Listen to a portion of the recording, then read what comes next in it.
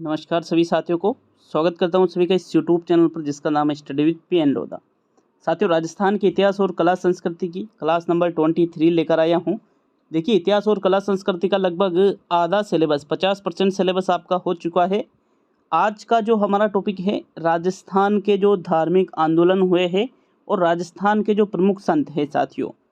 REET main exam level 1 plus level 2 जो कि आपके 4-5 फरवरी को आयोजित होने वाला है। मुख्य परीक्षा 47,000 पदों के लिए ये भर्ती है साथियों, आप सभी जानते हो। तो एक बार हम सिलेबस पर नज़र डाल लेते हैं, उसके बाद ठीक है, एक आध मिनट देखेंगे, उसके बाद इस वीडियो को शुरू करते हैं। तो देखिए, आपके इतिहास और संस्कृति का जो सिलेबस दे रखा है साथियों, दोनों लेवल के लिए, चाहे आप लेवल 1 से हो या लेवल 2 से हो, इसमें हमने ये पहला जो टॉपिक है, राजस्थान की प्राचीन सभ्यताएं, कालीबंगा, आहड़, गणेश्वर, बालाथल और बेराट, इन सभी को पढ़ लिया है। मैंने दूसरा टॉपिक आपके छोड़ दिया था। तीसरा टॉपिक पढ़ लिया है, स्थापत्य कला, किले, स्मारक, बावड़ियाँ, हवेलियाँ, राजस्थान के मेले, त्योहार, लोक कला, संगीत, नाट्य, लोक नृत्य, इसको भी क्लियर कर लिया है। राजस्थान की सांस्कृतिक परंपरा और विरासत, इसको भी पढ़ लिया है साथियों। राजस्थान के धार्मिक आंदोलन, प्रमुख संत एवं लोक देवता, तो देखो लोक देवता का टॉपिक हमने पढ़ लिया है। प्रमुख संत पिछली क्लास में भी हमने पढ़े थे, और राजस्थान के धार्मिक आंदोलन, ये जो क्लास नंबर 23 है आपके, ये टॉपिक भी आज कंप्लीट हो जाएगा। अब इसके बाद में आपके यहाँ पर देखिएगा, महत्वपूर्ण ऐतिहासिक स्थल बच रहे, प्रमुख व्यक्तित्व, वस्त्राभूषण, चित्रकला, हस्तशिल्प, 1857 की क्रांति और प्रजामंडल और राजस्थान का एकीकरण, तो ये टॉपिक आपके बच रहे साथियों। अब यूँ देखिएगा, 1 2 3 4 5 6, यूँ मान लीजिए 20 क्लास से मैक्सिमम आप मान सकते हो इन टॉपिक्स के।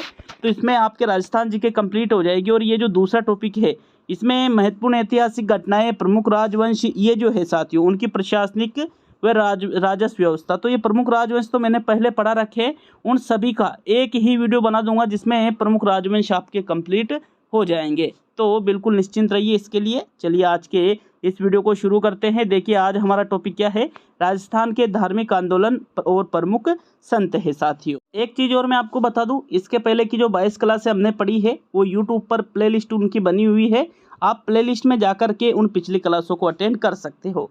क्लास नंबर 22 में साथियों लोक संत का ये पार्ट 2 है और धार्मिक आंदोलन क्लियर करने वाले हैं। क्लास नंबर 22 में, क्लास नंबर 22 में हमने जसनाथ जी के बारे में, जम्बो जी के बारे में, दादू दयाल जी, लालदास जी, चरणदास जी, रामचरण जी, दरियाव जी, हरिदास जी, हरिराम जी और रामदास जी, इन प्रमुख संतों के बारे में पढ़ा था। क्लास नंबर 22 में पढ़ा था, ठीक है, टाइपिंग मिस्टेक है, 21 नहीं 22वीं क्लास है। अब देखिएगा यहाँ पर ये जो बाकी के जो लोक संत बचे हुए हैं उनको भी पढ़ेंगे और धार्मिक आंदोलनों को भी इसी वीडियो में हम कंप्लीट करने वाले हैं। तो चलिए शुरू करेंगे आज की इस वीडियो को। इन 10 लोक संतों को तो क्लास नंबर 22 में हमने पढ़ लिया था। अब 11वें नंबर पे जो आपके लोक संत आते हैं वो है संत पीपा जी। इसके बाद में जब लोक संत पूरे हो जाएंगे तो हम धार्मिक आंदोलनों को पढ़ेंगे साथियों, ठीक है। देखो, संत पीपा जी की बात करें तो संत पीपाजी का जन्म 1383 ईस्वी में हुआ और इनकी मृत्यु हुई थी साथियों 1453 ईस्वी में। जन्म की बात की जा रही है संत पीपाजी की, कब हुआ था जन्म 1383 ईस्वी में, और मृत्यु कब हुई थी 1453 ईस्वी में। साथियों, आप सभी ने संत पीपाजी का नाम जरूर सुन रखा होगा।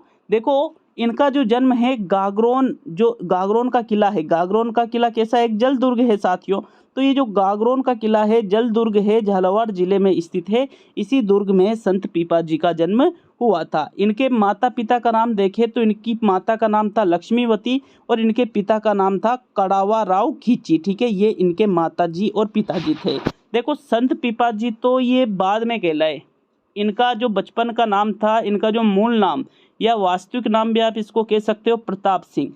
प्रताप सिंह खींची पीछे लगाया जाता है साथियों, खींची राजवंश के थे ये, तो प्रताप सिंह खींची इनके बचपन का नाम था। इन्होंने दीक्षा किनसे ली थी, रामानंद जी से। तो फिर इनके गुरु कौन हुए साथियों, रामानंद जी संत पीपा जी के गुरु थे। देखो, एक समुदाय आता है दर्जी समुदाय। दर्जी समुदाय इन्हें आराध्य देव मानता है। किनको, संत पीपा जी को दर्जी समुदाय, जो दर्जी समुदाय के जो लोग हैं, उनकी जो समाज है, वो उनको संत पीपा जी को आराध्य देवता मानते हैं। देखो साथियों, संत पीपा जी जब अपने जीवन काल में थे तो उन्होंने ये गए थे टोंक में। कहाँ पर गए थे, टोंक में। टोडा गांव नाम है, टोक में एक गांव का नाम है टोडा गांव।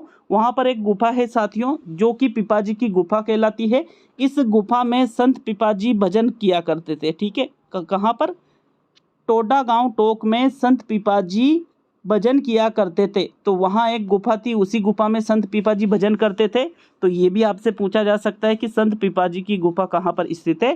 टोडा गांव टोक। टोडा टोक कैसे याद रखोगे? टोडा टोक। इनकी जो छतरी है साथियों, गागरोन में ही इनका जन्म हुआ था, गागरोन दुर्ग में। तो गागरोन किला झालावाड़ में ही इनकी एक छतरी भी स्थित है। जबकि इनके मंदिर की बात करें तो समदड़ी बाड़मेर जिले में, कौन से जिले में? बाड़मेर जिले में, समदड़ी बाड़मेर जिले में संत पिपाजी का एक मंदिर भी स्थित है। साथियों, राजस्थान में भक्ति आंदोलन का अलग जगाने वाले ये प्रथम संत थे। मोस्ट इंपोर्टेंट आपके ये क्वेश्चन बन सकता है एग्जाम की दृष्टि से कि राजस्थान में भक्ति आंदोलन का अलग जगाने वाले प्रथम संत कौन थे? तो आपका आंसर क्या रहेगा? संत पिपाजी प्रथम संत थे। साथियों, कहा जाता है, ऐसा माना जाता है कि किन्होंने संत पिपाजी ने गागरोन दुर्ग पर दिल्ली सुल्तान फिरोज शाह तुगलक के आक्रमण को उसे पराजित कर विफल कर दिया था। देखो भाई, ये तो एक छोटा सा दुर्ग है गागरोन दुर्ग जो झालावाड़ में स्थित है, यहाँ पर थे। और जो दिल्ली का शासक कितना बड़ा माना जाता था साथियों, तो दिल्ली के सुल्तान थे फिरोज शाह तुगलक। इन्होंने आक्रमण किया कहाँ पर साथियों? गागरोन दुर्ग पर। कहाँ पर आक्रमण किया? गागरोन दुर्ग पर। लेकिन संत पिपाजी ने फिरोज शाह तुगलक को हरा दिया था और उसके आक्रमण को, गागरोन पर जो उसने आक्रमण किया था उसके आक्रमण को क्या कर दिया था? विफल, असफल कर दिया था। तो ये हमने संत पिपाजी के बारे में पढ़ा। क्या क्या चीजें हैं? गागरोन झालावाड़ में इनका जन्म हुआ। कब हुआ? 1383 ईस्वी में। माता पिता का नाम क्या था? लक्ष्मीवती और कड़ावा राव खिची इनके माता पिता का नाम था। मूल नाम क्या था इनका? प्रताप सिंह। और इनके गुरुजी कौन थे? रामानंद जी। कौन सा समुदाय इन्हें आराध्य देव मानता है संत पिपाजी को? तो दर्जी समुदाय इन्हें आराध्य देव मानता है। इनकी गुफा है साथियों कहाँ पर? टोडा गांव टोक में, जहाँ पर ये भजन किया करते थे। छतरी इनकी गागरोन किला झालावाड़ में है और मंदिर इनका समदड़ी बाड़मेर में है। एक विशेष बात क्या आती है कि भक्ति आंदोलन का अलग जगाने वाले प्रथम संत कौन थे? संत पिपाजी। और इन्होंने किसको पराजित किया था? तो दिल्ली सुल्तान फिरोज शाह तुगलक को इन्होंने पराजित किया था साथियों। क्लियर है सभी के? चलिए आगे बढ़ेंगे। आगे हम बात करेंगे, देखो, सूफी संत ख्वाजा मोइनुद्दीन चिश्ती के बारे में। देखो, सभी ने नाम सुन रखा होगा सूफी संत ख्वाजा मोइनुद्दीन चिश्ती का। बहुत ही इम्पोर्टेंट है ये। इनका जन्म अगर हम देखें तो ये भारत के नहीं थे साथियों, ये थे ईरान के। जो सूफी संत है ख्वाजा मोइनुद्दीन चिश्ती, ये भारत के नहीं थे बल्कि ईरान में एक गांव है संजर गांव, वहाँ के ये रहने वाले थे। इनका जन्म वहीं पर हुआ था। 1141 ईस्वी में ख्वाजा मोइनुद्दीन चिश्ती का जन्म ईरान में संजर गांव में हुआ था साथियों। देखो, ख्वाजा मोइनुद्दीन चिश्ती को ख्वाजा गरीब नवाज के नाम से भी जाना जाता है साथियों। गरीब नवाब, नवाब नहीं, नवाब है। तो आपसे प्रश्न पूछ ले कि ख्वाजा गरीब नवाब के नाम से किनको जाना जाता है? ख्वाजा मोइनुद्दीन चिश्ती को ख्वाजा गरीब नवाब के नाम से जाना जाता है। इनके गुरु की बात करें जिन्होंने इनसे दीक्षा ली थी, तो ख्वाजा मोइनुद्दीन चिश्ती ने ख्वाजा उस्मान हारूनी चिश्ती से दीक्षा ली थी। अतः ख्वाजा मोइनुद्दीन चिश्ती के गुरु भी कौन है? ख्वाजा उस्मान हारूनी चिश्ती इनके गुरु थे साथियों। किस संप्रदाय की इन्होंने स्थापना की? तो देखो, ख्वाजा मोइनुद्दीन चिश्ती, नाम बाद में क्या लग रहा है? चिश्ती लग रहा है। तो आपको यहीं से याद रह जाएगा कि भाई ख्वाजा मोइनुद्दीन चिश्ती ने किस संप्रदाय की स्थापना की?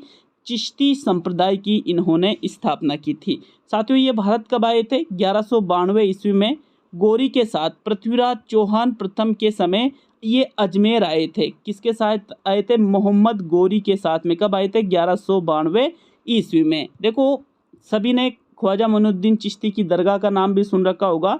राजस्थान के किस जिले में ख्वाजा मोइनुद्दीन चिश्ती की दरगाह है? तो राजस्थान के अजमेर जिले में। कौन से जिले में साथियों? राजस्थान के अजमेर जिले में ख्वाजा मोइनुद्दीन चिश्ती की दरगाह स्थित है। इसका जो निर्माण है किसका? ये जो ख्वाजा मोइनुद्दीन चिश्ती की दरगाह है अजमेर में, इसका निर्माण गयासुद्दीन ने करवाया था साथियों। आपसे पूछा जा सकता है कि भाई ख्वाजा मोइनुद्दीन चिश्ती की दरगाह का निर्माण किनके द्वारा करवाया गया? तो आपका आंसर रहेगा गयासुद्दीन के द्वारा ख्वाजा मोइनुद्दीन चिश्ती की दरगाह जो अजमेर में स्थित है, इसका निर्माण करवाया गया। यहाँ पर, कहाँ पर? इस दरगाह में साथियों जो चिश्ती साहब की दरगाह है, यहाँ पर उर्स भरता है रज्जब माह की 1 से लेकर के 6 तारीख तक। रज्जब माह जो मुस्लिम धर्म है, इसमें जो महीने चलते हैं उसमें एक महीना आता है रज्जब साथियों।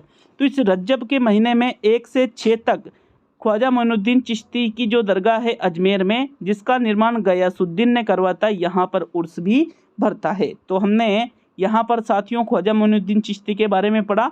अगर हम नेक्स्ट बात करें तो 13वें नंबर पे आता है आपके नरहर पीर की दरगाह। साथियों डायरेक्टली इस प्रश्न को पूछ लिया गया है कि नरहर पीर की दरगाह कहाँ पर स्थित है साथियों। तो इनकी दरगाह झुंझुनू जिले में स्थित है। इनको शक्कर पीर बाबा के नाम से भी जाना जाता है। किस नाम से? शक्कर पीर बाबा के नाम से भी इनको जाना जाता है। नरहर पीर की जो दरगाह है ये कहाँ पर है? झुंझुनू में। इसमें आपको ज़्यादा कुछ याद नहीं रखना है एक चीज़ कि भाई नरहर पीर की दरगाह कहाँ पर स्थित है, तो झुंझुनू में स्थित है। यही सबसे इम्पोर्टेंट है इनमें। नेक्स्ट 14वें नंबर पे बात करते हैं। तो देखो 14वें नंबर पे कौन आते हैं? पीर फखरुद्दीन। साथियों पीर फखरुद्दीन दाऊदी बोहरा संप्रदाय के ये आराध्य पीर है। इनकी जो दरगाह है गलियाकोट डूंगरपुर में स्थित है। गलियाकोट कहाँ पर स्थित है ये तो आपको पता है, डूंगरपुर में। इस गलियाकोट डूंगरपुर में ही पीर फखरुद्दीन साहब की दरगाह स्थित है। और किस संप्रदाय के ये आराध्य पीर है? तो जो दाऊदी बोहरा संप्रदाय है। कौन सा संप्रदाय? दाऊदी बोहरा संप्रदाय है साथियों। इसी के पीर फखरुद्दीन आराध्य पीर है, जिनकी दरगाह कहाँ पर स्थित है? गलियाकोट डूंगरपुर में इनकी दरगाह स्थित है। 14वें नंबर क्लियर पर हमने पढ़ा है पीर फखरुद्दीन के बारे में। और 15वें नंबर पे नाम सभी ने सुन रखा होगा गौरी बाई का। गौरी बाई से जो प्रश्न बनता है वो बनता है कि किसको वांगड़ की मीरा कहा जाता है? किसकी? वांगड़ की मीरा। तो साथियों वांगड़ की मीरा कहा जाता है गौरी बाई को। मोस्ट इंपोर्टेंट क्वेश्चन आपके यही बनता है गौरी बाई से कि वांगड़ की मीरा किसको कहते हैं। तो आपका सीधा सा आंसर क्या रहेगा? गौरी बाई को ही वांगड़ की मीरा कहा जाता है, जिनका जन्म डूंगरपुर जिले में हुआ था। ठीक है, राजस्थान में जो दक्षिण में स्थित है। भाई वांगड़ किस क्षेत्र में है? दक्षिण क्षेत्र में है। इनका जन्म भी डूंगरपुर जिले में होता है। डूंगरपुर जिला दक्षिण क्षेत्र में है। और साथियों इनको ही यहीं पर वांगड़ है, तो वांगड़ की मीरा भी कहा जाता है। किसको? गौरी बाई को। मोस्ट इंपोर्टेंट फैक्ट है ये, एग्जाम की दृष्टि से जरूर याद रखिएगा। एग्जामिनर डायरेक्टली प्रश्न पूछेगा आपसे कि वांगड़ की मीरा किसको कहा जाता है, तो आपका उत्तर क्या रहेगा? गौरी बाई को ही वांगड़ की मीरा कहा जाता है। इसमें और कुछ भी नहीं पूछेगा। गौरी बाई में और कोई प्रश्न नहीं आएगा आपके। एक ही प्रश्न बन सकता है कि भाई वांगड़ की मीरा किसको कहते हैं, तो आपका आंसर रहेगा गौरी बाई। ठीक है, इतना ही याद रखना है साथियों आपको इसमें सिर्फ। 16वें नंबर पे मीराबाई के बारे में बात करेंगे। मीराबाई के बारे में सभी ने सुन रखा होगा साथियों। इनके जो ये किनकी भक्ति करती थी? श्री कृष्ण की ये भक्ति करती थी। और देखो इनका जो विवाह हुआ था, मीराबाई का जो विवाह हुआ था वो राणा सांगा के पुत्र थे भोजराज। भोजराज के साथ मीराबाई का विवाह हुआ। लेकिन इनके विवाह के कुछ समय पश्चात भोजराज की क्या हो जाती है? मृत्यु हो जाती है। और ये मृत्यु तो हो गई, भोजराज की तो मृत्यु हो गई, मतलब ये विधवा बन गई मीराबाई। अब इन्होंने अपना जो प्रेम है वो किन पर न्योछावर किया? श्री कृष्ण पर। तो इनके बारे में सभी जानते हैं। देखो मीराबाई जो है कहाँ पर इनका जन्म हुआ? तो 1498 ईस्वी में मेड़ता जो नागौर जिले में पड़ता है, इसके पास में मेड़ता के पास एक गांव है कुड़की गांव। गांव का नाम क्या है साथियों? कुड़की गांव। मेड़ता के पास कुड़की गांव में मीराबाई का जन्म 1498 ईस्वी में हुआ था। किनके घर में? रतन सिंह राठौड़ के घर में। इनके पिताजी का नाम क्या था? रतन सिंह राठौड़।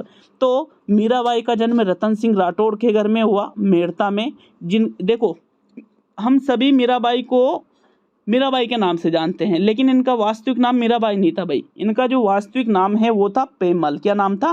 पेमल मीराबाई का वास्तविक नाम था। मोस्ट इंपोर्टेंट फैक्ट है साथियों ये। क्यों? क्योंकि हर जगह ये चीज़ें आपको देखने को नहीं मिलेगी। राजस्थान में मीराबाई को हम सभी जानते हैं, मीराबाई का नाम सुन रखा है, लेकिन हमको ये पता नहीं है कि इनका ओरिजिनल नाम, इनका बचपन का नाम क्या था। तो इनके बचपन का नाम था पेमल। क्या था? पेमल इनके बचपन का नाम था। इनका विवाह राणा सांगा के पुत्र भोजराज से हुआ था। मतलब राणा सांगा की ये क्या थी? बहू थी साथियों। राजस्थान की राधा इनको कहा जाता है। क्या कहा जाता है? राजस्थान की राधा। जिस प्रकार राधा श्री कृष्ण जी से प्रेम करती थी, उसी प्रकार मीराबाई भी श्री कृष्ण जी से प्रेम करती थी, तो इसी वजह से मीराबाई को क्या कहा जाता है, राजस्थान की राधा कहा जाता है। ये देखो मैंने इतने स्टार इस पे क्यों लगाए हैं, क्योंकि मोस्ट इंपॉर्टेंट फैक्ट है ये एग्जाम की दृष्टि से, इसलिए मैंने इतने स्टार इस पे लगाए हैं। आपसे डायरेक्टली प्रश्न पूछ सकता है कि राजस्थान की राधा किसको कहेंगे, मीराबाई को। वांगड़ की मीरा किसको कहेंगे, वांगड़ की मीरा, अभी हमने ऊपर देखा था, वांगड़ की मीरा कहा जाता है साथियों गौरीबाई को। वांगड़ की मीरा तो गौरीबाई, और राजस्थान की राधा किसको कहेंगे, मीराबाई को। ये दोनों ऐसे फैक्ट है, यहाँ से प्रश्न आपसे एग्जामिनर पूछ सकता है साथियों, तो जरूर से जरूर याद रखिए इस चीज को। देखो मीराबाई श्री कृष्ण जी की भक्त थी और इन्होंने दासी संप्रदाय की स्थापना की थी। मीराबाई ने दासी संप्रदाय की स्थापना की थी। ऐसा माना जाता है कि मीराबाई श्री कृष्ण जी की मूर्ति में समा गई थी। तो देखो श्री कृष्ण जी की मूर्ति में समा गई थी ऐसा माना जाता है। अब वो क्या चीज़ें हुई थी क्या नहीं हुई थी ये तो देखो हमको नहीं पता है एग्जैक्टली, लेकिन ऐसा माना जाता है कि मीराबाई श्री कृष्ण जी की मूर्ति में विलीन हो गई थी साथियों। क्लियर है सभी के ये। मीराबाई में जो सबसे इम्पोर्टेंट फैक्ट है वो है राजस्थान की राधा किसको कहेंगे, तो मीराबाई को कहेंगे। ठीक है, आगे बढ़ते हैं मित्रों। देखो आगे हम बात करेंगे तो नोट करके लिख रखे हैं यहाँ पर कुछ चीज़ें। शेखावटी की राधा पूछ ली जाती है, करमेती बाई जो कि खंडेला सीकर की थी साथियों। नोट करके लिख रखा है राजस्थान की गांधारी किसको कहा जाता है, तो समानाबाई चारण को राजस्थान की गांधारी कहा जाता है। ये अलवर की थी, इन्होंने आजीवन अपनी आंखों पर पट्टी बांध कर रखी थी। देखो सभी ने, अगर आपने महाभारत देखी होगी तो महाभारत में आपने एक महिला देखी होगी जो पूरी महाभारत में अपनी आंखों पर पट्टी बांध कर रखती है, जिसका नाम क्या है, गांधारी। जो दुर्योधन है साथियों, दुर्योधन की जो माँ है उसका नाम क्या था, गांधारी। वो उनके जो पति थे धृतराष्ट्र, तो वो क्या अंधे थे। इन्होंने भी अपने जीवन में, ठीक है, अपने जीवन में, संपूर्ण जीवन में अपनी आंखों पर पट्टी बांध कर रखी थी। तो उसी प्रकार ये जो राजस्थान की गांधारी है समानाबाई चारण, इसने भी अपनी आंखों पर आजीवन पट्टी बांध कर रखी थी। इसी वजह से इसको क्या कहा जाता है, राजस्थान की गांधारी कहा जाता है। डांग की मीरा भी पूछा जा सकता है, भाई डांग की रानी किसको कहेंगे, करौली को। और डांग की मीरा पूछ ले तो भोली गुजरी को साथियों डांग की मीरा कहा जाता है। कर्माबाई साथियों, कर्माबाई का नाम आपने सुना होगा। कर्माबाई के ऊपर एक भजन भी आता है कि थाली भर भाई लाई रे खींचड़ो, नाम मतलब आपने सुना होगा, अगर नहीं सुना है तो वो बात अलग है, लेकिन एक भजन चलता है कर्माबाई के ऊपर कि थाली भर भर लाई रे खींचड़ो ऊपर घी की बाट की। इस प्रकार से ये भजन होता है।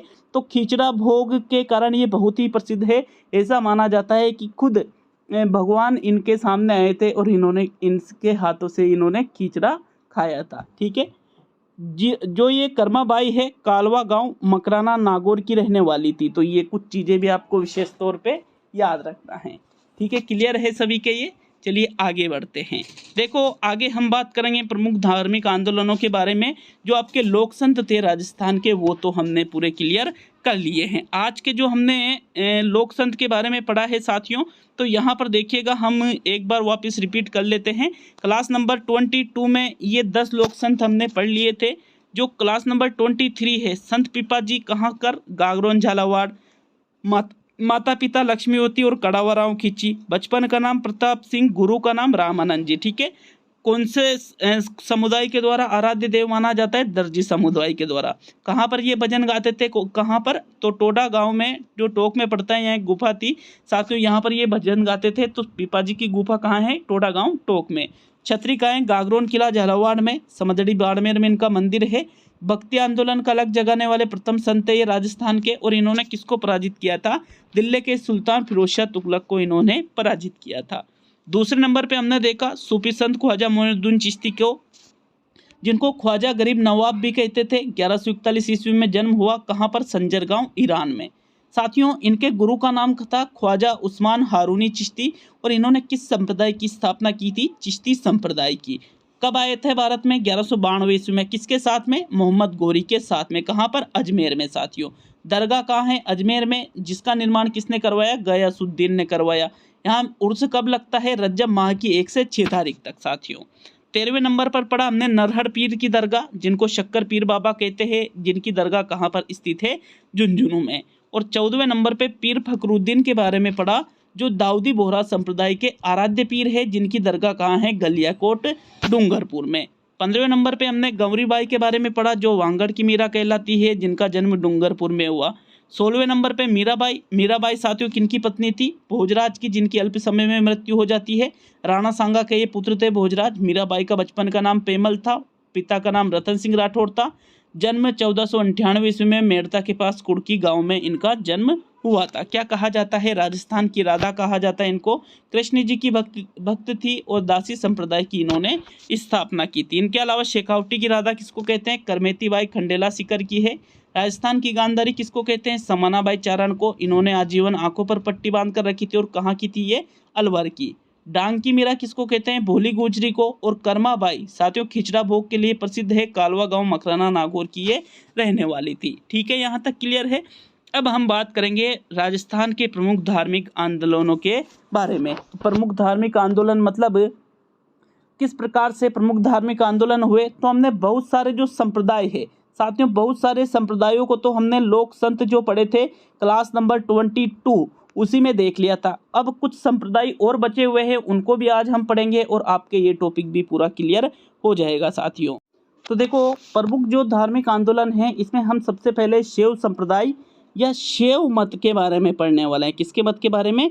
शैव संप्रदाय या शैव मत के बारे में पढ़ने वाले हैं साथियों। शैव शब्द का निर्माण शिव प्लस ए से हुआ है। किससे हुआ है? शिव शब्द में ए प्रत्यय लगाने से कौन सा शब्द बनता है? शैव शब्द बनता है। तो मतलब सीधी सी बात है, जो शैव संप्रदाय को जो मानने वाले लोग हैं ये किनकी उपासना करने वाले हैं? भगवान शिव जी की ये उपासना करने वाले जो लोग हैं उन लोगों को किसमें सम्मिलित किया जाता है? शैव संप्रदाय में सम्मिलित किया जाता है।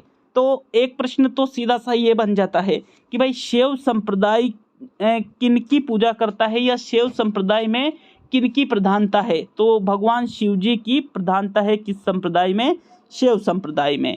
साथियों, शैव मत के जो संप्रदाय है ये लगभग मध्यकाल में 4 भागों में विभाजित हुआ था। कापालिक, पाशुपत, लिंगायत या वीर और काश्मीरक। तो देखो, ये 4 भाग किसके हैं? ये शैव संप्रदाय के हैं। आपसे प्रश्न पूछा जा सकता है कि जो शैव संप्रदाय है ये कितने भागों में विभाजित हुआ था मध्यकाल में? तो आपका आंसर रहेगा 4 भागों में। 4 भाग कौन कौन से हैं? कापालिक, पाशुपत, लिंगायत या वीर और काश्मीरक। ये सभी किसके मत हैं? ये सभी शैव संप्रदाय के ही मत है साथियों। कापालिक संप्रदाय में भैरव को शिव मान करके इनकी पूजा की जाती है। भैरव का नाम आपने सुन रखा होगा। तो जो भैरव जी है इन्हीं को शिव मानते हैं। कौन से मत वाले? कापालिक जो मत वाले हैं। ठीक है, शैव मत के अंतर्गत जो कापालिक संप्रदाय है ये किनको शिव मानते हैं? तो भैरव जी को शिव मान करके इनकी पूजा करते हैं। अभी हम शैव संप्रदाय के बारे में पढ़ रहे हैं। शैव संप्रदाय कितने भागों में विभाजित हुआ था? 4 भागों में। शैव संप्रदाय किनको मानता है? भगवान शिव को मानता है साथियों। अगर हम आगे देखें शैव संप्रदाय के बारे में तो साथियों इसमें जो कापालिक संप्रदाय है, कापालिक संप्रदाय के जो साधु होते हैं, तांत्रिक व शमशानवासी होते हैं, अपने शरीर पर भस्म लगाते हैं, सुरापान करते हैं, मुंडमाल धारण करते हैं, नरबलि देते हैं इत्यादि इनके प्रमुख लक्षण है। देखो भाई, ये जो कापालिक जो आपके संप्रदाय है शैव मत का, कौन सा? कापालिक जो संप्रदाय है ये शिव किसको मानते हैं? भैरव को। अब साथियों भैरव को ये शिव मान रहे हैं। यहाँ पर एक चीज़ आपको ध्यान देना होगा, इसके जो साधु हैं किस कौन होते हैं? तांत्रिक। आपने तांत्रिक का नाम सुन रखा होगा, तांत्रिकों को देख भी रखा होगा, जो तंत्र विद्या जानते हैं। शमशानवासी होते हैं। शमशानवासी मतलब कि भाई ये शमशान में रहने वाले हैं। तो साथियों जो कापालिक संप्रदाय के जो साधु हैं, तांत्रिक होते हैं, जो तंत्र विद्या करते हैं, तंत्र विद्या जानते हैं, ये इसके साधु होते हैं। शमशानवासी होते हैं साथियों, ये इनका कोई घर नहीं होता है बल्कि ये कहाँ पर रहते हैं? शमशान में रहते हैं। अभी देखो, आप आधी रात को अगर आपको शमशान में भेजे तो 100 में से 90 लोग नहीं जा पाएंगे। ठीक है, 10 लोग चले जाए हिम्मत करके, वो बात अलग है। लेकिन कापालिक संप्रदाय के साधु तो रहते ही कहाँ पर है? शमशान में रहते हैं साथियों। अपने शरीर पर भस्म लगाते हैं। 2 चीज होती है, एक शब्द तो होता है राख और एक शब्द होता है भस्म। तो देखो, राख का मतलब तो क्या होता है? आप जो लकड़ी जलाते हो और उसकी जो राख बन जाती है, नॉर्मली जो साथियों उसको हम लकड़ी जलाने के बाद जो शेष भाग बचता है उसको राख कहते हैं। और एक होता है भस्म। तो भस्म क्या चीज होती है? जब किसी व्यक्ति को जलाया जाता है और उसके बाद में जो राख बनती है उसी को कहा जाता है भस्म। मतलब मरे हुए व्यक्ति की जो राख है उसको ये अपने शरीर पर लगाते हैं तो उसी को भस्म कहा जाता है। सुरापान कहते हैं, सुरापान सुरापान सुरापान करते हैं, मतलब सुरापान का सीधा सा मतलब है कि भाई शराब खूब पीते हैं ये। मुंडमाल धारण करते हैं, मुंडमाल का मतलब होता है जो किसी व्यक्ति की मृत्यु हो जाती है, मृत्यु होने के बाद में जब व्यक्ति को जला दिया जाता है तो उसके ऊपर मस्तिष्क वाला जो भाग है साथियों, गर्दन जो अपने होती है इसके ऊपर वाला जो भाग है तो उसको अपने गले में, मतलब जो बाद में जल जाता है वो अवशेष होता है उसको अपने गले में धारण करके रखते हैं और नर बलि देना ये उचित समझते हैं। तो ये सारी चीज़ें साथियों कापालिक संप्रदाय के साधु, एक तरह से मतलब देखने से ही डरावने से लगते हैं साथियों ये, हालांकि हर जगह ये पाए नहीं जाते हैं लेकिन कापालिक संप्रदाय के साधु ऐसे ही होते हैं। देखने में छोटे बच्चे तो देखते ही एक तरह से यूँ कह सकते हैं कि देखते ही डर जाते हैं बिल्कुल। तो बहुत ही ज़्यादा खतरनाक किस्म के होते हैं ये साधु, कभी देखना आप, है ना। जो पाशुपत संप्रदाय है साथियों शैव मत का, इसके प्रवर्तक दंडधारी लकुलीश है। कौन है? दंडधारी लकुलीश इनके प्रवर्तक है। तो ये हमने शैव संप्रदाय के बारे में पढ़ा। अब हम बात करेंगे नाथ संप्रदाय के बारे में। साथियों नाथ संप्रदाय के बारे में डायरेक्टली प्रश्न पूछ सकता है। इसकी जो प्रधान पीठ है वो कहाँ पर है? तो जोधपुर में एक महामंदिर स्थित है। कौन सा? जोधपुर में एक महामंदिर स्थित है, यहीं पर नाथ संप्रदाय की प्रधान पीठ है। इसके प्रवर्तक है नाथ मुनि। नाथ संप्रदाय के प्रवर्तक कौन है? नाथ मुनि है। इनके द्वारा ही इस संप्रदाय की स्थापना की गई थी। साथियों ये जो नाथ संप्रदाय है ये शैव मत का ही नवीन रूप है। भाई ऊपर हमने देखा है शैव मत, ठीक है, जिसको 4 भागों में हमने बांटा था, तो उसी का ही एक नवीन रूप है नाथ संप्रदाय। तो मतलब जो नाथ संप्रदाय है इसकी उत्पत्ति किस मत से हुई है? शैव मत से हुई है। आपको याद रखना है इसकी कि भाई नाथ संप्रदाय की उत्पत्ति कौन से मत से हुई है? तो शैव मत से ही नाथ संप्रदाय की उत्पत्ति हुई है। राजस्थान में नाथ मत की 2 शाखाएं हैं। एग्जामिनर डायरेक्टली अगर नाथ संप्रदाय में से प्रश्न पूछे तो देखो मैं वैसे वही चीजें पढ़ाता हूँ जो एग्जाम में आपके सीधी पूछी जाएगी। तो प्रधान पीठ पूछ सकता है इसकी, जोधपुर में महामंदिर जो है यही नाथ संप्रदाय की प्रधान पीठ है। प्रवर्तक पूछ सकता है नाथ मुनि, किससे इसकी उत्पत्ति हुई है? तो शैव मत से इसकी उत्पत्ति हुई है साथियों। और राजस्थान में नाथ मत की कितनी शाखाएं हैं? 2 शाखाएं हैं, एक तो बैराग पंथ है और एक माननाती पंथ है। ये दोनों ही किसकी शाखाएं हैं? नाथ मत की ये शाखाएं हैं। देखो बैराग पंथ की अगर हम बात करें तो इसका प्रमुख केंद्र पुष्कर के पास राताडूंगा में स्थित है। पुष्कर कहाँ पर पड़ता है? अजमेर में। भाई पुष्कर कहाँ पर है? अजमेर में स्थित है साथियों। और पुष्कर के पास ही एक जगह है राताडूंगा, यहीं पर बैराग पंथ स्थित है जो कि राजस्थान में नाथ मत की शाखा है। दूसरी जो इसकी शाखा है वो है माननाती पंथ। इसका प्रमुख केंद्र जोधपुर का महामंदिर है जिसका निर्माण मानसिंह के द्वारा करवाया गया था। तो देखो ये आपके राजस्थान में नाथ जो मत है इसकी 2 शाखाएं हैं, बैराग पंथ और माननाती पंथ। डायरेक्टली प्रश्न पूछ सकता है बैराग पंथ कहाँ पर स्थित है? तो पुष्कर अजमेर के पास राताडूंगा में। और माननाती पंथ कहाँ पर स्थित है? तो जोधपुर का जो महामंदिर है जो कि साथियों आपके नाथ संप्रदाय की प्रमुख पीठ भी या प्रधान पीठ भी स्थित है यहीं पर, जिसका निर्माण किसने करवाया था? महामंदिर का मानसिंह ने। महामंदिर कहाँ पर है? जोधपुर में। महामंदिर क्या है? नाथ संप्रदाय की प्रमुख पीठ है साथियों। माननाती पंथ भी यहीं पर स्थित है। तो ये हमने एक तो शैव मत पढ़ा और एक नाथ संप्रदाय पढ़ा, शैव मत और नाथ संप्रदाय। तो यह इसके बाद में तीसरे नंबर पे देखेंगे। देखो तीसरे नंबर पे आता है निम्बार्क संप्रदाय। कौन सा संप्रदाय आता है? निम्बार्क संप्रदाय आता है। संस्थापक सबसे पहले आपको याद रखना है कि भाई संस्थापक का मतलब तो सभी जानते हो ना कि भाई जिसके द्वारा स्थापना की जाती है। तो निम्बार्क संप्रदाय की स्थापना साथियों आचार्य परशुराम जी के द्वारा की गई थी। किनके द्वारा की गई थी? आचार्य परशुराम जी के द्वारा निम्बार्क संप्रदाय की स्थापना की गई थी। प्रधान पीठ इसकी सलेमाबाद किशनगढ़ अजमेर के समीप स्थित है। देखो ये जो सलेमाबाद है किशनगढ़ कहाँ पड़ता है? अजमेर जिले में पड़ता है। तो किशनगढ़ के ही पास एक जगह है सलेमाबाद। इस सलेमाबाद में ही निम्बार्क संप्रदाय की प्रधान पीठ स्थित है। एग्जामिनर ने प्रश्न पूछा कि निम्बार्क संप्रदाय की स्थापना किसने की? तो आंसर रहेगा आचार्य परशुराम जी ने। प्रश्न पूछा कि निम्बार्क संप्रदाय की प्रधान पीठ कहाँ पर स्थित है, तो सलेमाबाद। सलेमाबाद विकल्प में नहीं हो तो किशनगढ़ को सही करना है, और ये दोनों ही विकल्प में नहीं हो तो अजमेर को सही करना है साथियों। इसकी जो दूसरी पीठ है निम्बार्क संप्रदाय की, वो आपके उदयपुर जिले में स्थित है। किस जिले में स्थित है, उदयपुर जिले में स्थित है साथियों। निम्बार्क संप्रदाय को राधा वल्लभ संप्रदाय भी कहते हैं, और हंस संप्रदाय के नाम से भी निम्बार्क संप्रदाय को जाना जाता है। तो निम्बार्क संप्रदाय में आपको ज़्यादा कुछ याद रखना नहीं है। क्या क्या चीज़ें याद रखनी है, एक तो आपको संस्थापक याद रखना है, किसकी स्थापना किसने की, तो आंसर रहेगा आचार्य परशुराम जी ने निम्बार्क संप्रदाय की स्थापना की। प्रधान पीठ कहाँ पर स्थित है, तो सलेमाबाद, किशनगढ़, अजमेर के समीप इसकी प्रधान पीठ स्थित है। इसकी दूसरी पीठ कहाँ पर स्थित है, उदयपुर जिले में।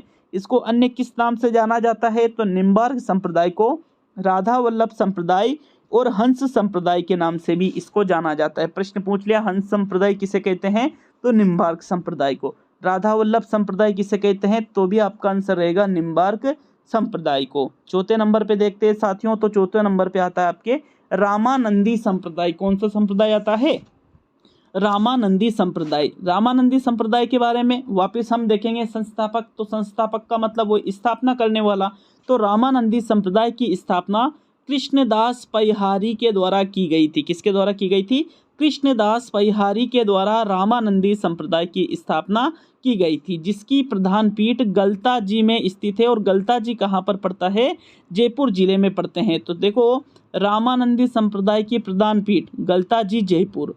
संस्थापक कौन है, कृष्णदास पैहारी रामानंदी संप्रदाय के संस्थापक है, जिन्होंने इसकी स्थापना की थी।